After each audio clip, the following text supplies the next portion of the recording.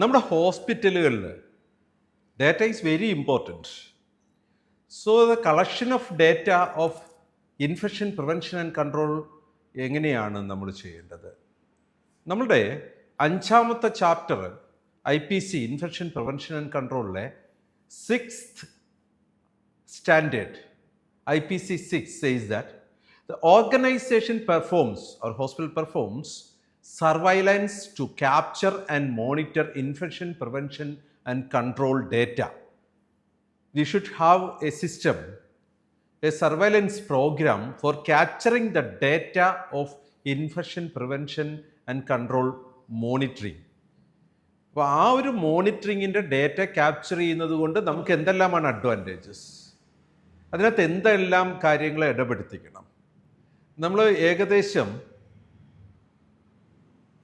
9 objective എലമെൻറ്റുകളിൽ കൂടെയാണ് ഈ ഒരു സ്റ്റാൻഡേർഡിനെ മനസ്സിലാക്കുക. അതിൽ 3 കോർ ഒബ്ജക്റ്റീവ് എലമെൻറ്റും 5 കമ്മിറ്റ്മെൻറ്റ് ഒബ്ജക്റ്റീവ് എലമെൻറ്റും ഒരു അച്ചീവ്മെൻറ്റ് ഒബ്ജക്റ്റീവ് എലമെൻറ്റും ചേർന്നതാണ് നമ്മുടെ ഈ ഒരു standard. The organisation performs surveillance to capture and monitor infection prevention and control data. അതിൽ കൂടെ നമ്മൾ എന്തെല്ലാം കാര്യങ്ങൾ, the scope of surveillance incorporates tracking and analysing of infection risk, rate and trends.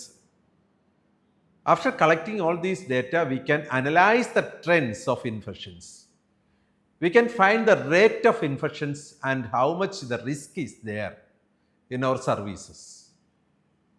And we should verify of these data regularly for preventing and controlling the infections. അപ്പോൾ നമ്മളുടെ infection prevention and control team റെഗുലറായിട്ട് ഈ data verify ചെയ്യേണ്ട ആവശ്യമുണ്ട്.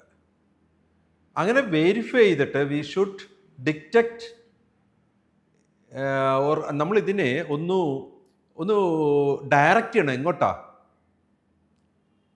High risk activities identify ചെയ്യാനായിട്ട് ഈ ഒരു verification of data നമ്മളെ ഡയറക്റ്റ് ചെയ്യാൻ കഴിയണം.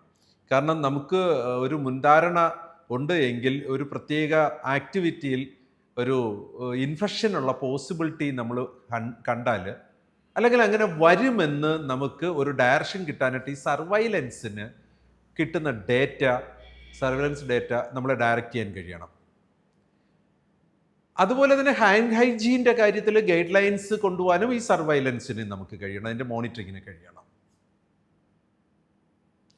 മൾട്ടി ഡ്രഗ് റെസിസ്റ്റൻസ് അടുത്തൊരു വലിയ പ്രശ്നമാണ്. മൾട്ടി ഡ്രഗ് റെസിസ്റ്റൻസ് ഓർഗാനിസംസിനെ അതിൻ്റെ എത്രമാത്രം ഒക്കറൻസ് സംഭവിക്കുന്നുണ്ട് എന്നുള്ള ഡേറ്റ ക്യാപ്ചർ ചെയ്യുന്നതിനൊരു മെക്കാനിസം ഈ സർവൈലൻസിൻ്റെ പാർട്ടായിട്ട് നമ്മുടെ കയ്യിൽ ഉണ്ടാവേണ്ട ആവശ്യമുണ്ട്.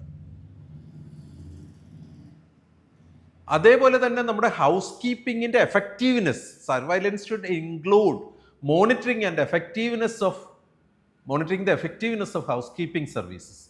നമ്മളുടെ ഹൗസ് കീപ്പിംഗ് സർവീസസിൽ പലപ്പോഴും ഒരു റൂം വന്ന് ക്ലീൻ ചെയ്തിട്ട് പോയി കഴിയുമ്പം പഴയതിനേക്കാൾ മോശമാകുന്ന അവസ്ഥയുണ്ട്. ചില പേഷ്യൻസ് ഒക്കെ പറയും, നിങ്ങൾ ഇപ്പോൾ ക്ലീൻ ചെയ്താൽ, ഇപ്പം ഞാൻ സ്വസ്ഥമായിട്ടാണ് ഈ മുറിയിൽ കിടക്കുന്നത്, ഇനി എനിക്ക് കിടക്കാൻ പറ്റുമോ?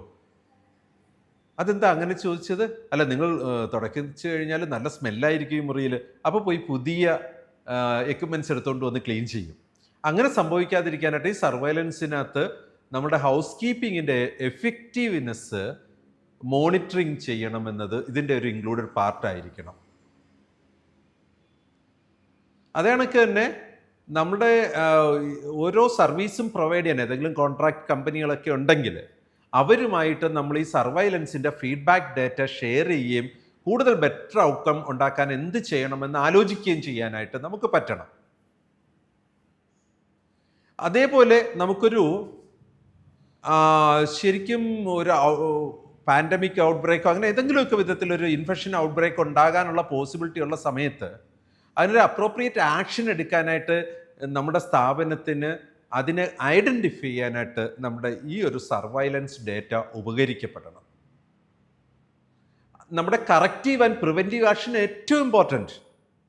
After doing all these surveillance, the data is analysed and appropriate corrective and preventive actions are taken.